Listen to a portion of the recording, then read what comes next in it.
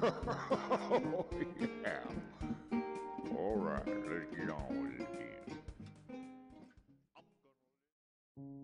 So, this past winter, my friend, co-writer, and co-director Stephen Denning risked his life to drive over 13 hours during one of the worst winter storms to upstate New York to write a screenplay with me in a third-story attic on a dysfunctional old farm. In the process, the storm broke his car's steering and he got pushed off the road about 6 times by tractor trailers. This is the determination we have to make movies.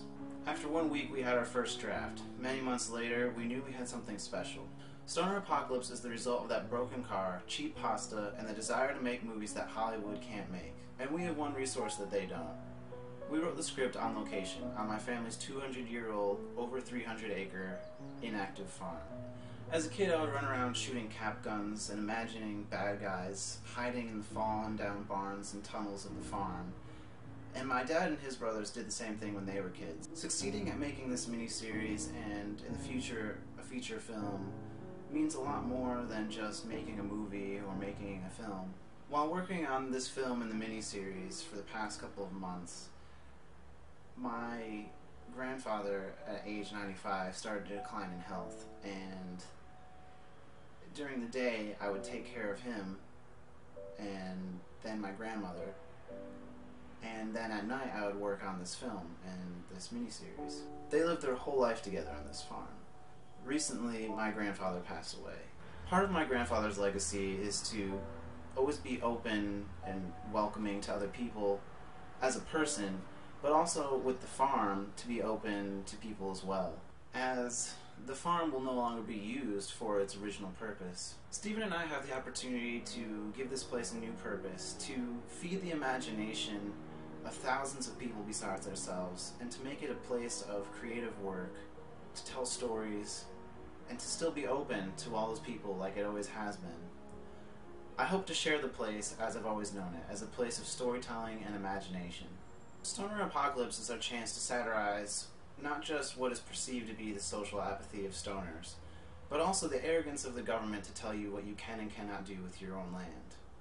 Throw in a few conversations with God, who is a pot-smoking SimCity addict who may have slept through the apocalypse, and you have a religious satire as well, because sometimes the human condition is better expressed through absurdist comedy than it is through mundane drama. At least I hope it is. In the process of writing this film, we created a whole world. We believe the first step to exploring this world is to create a short series to entertain our viewers and to introduce them to our characters and our unique world. One last thing, in honor of my grandfather, one of the most hardworking and selfless people I've ever seen. One day while my grandfather was working on the farm, he was stomping on a machine to fix something that was stuck.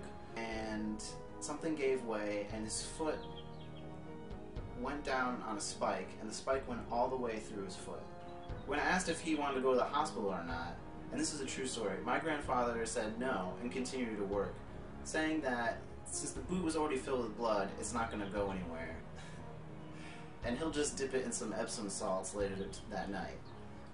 So while I hope nothing like that happens while we film, the farm has always been a place of stories. I hope us honor my grandfather's legacy by continuing to keep the farm a place of hard work, creativity, and many more stories to come. Thanks for watching, God bless, and remember, laughter is only the second best medicine. Peace. It's the Stoner Apocalypse.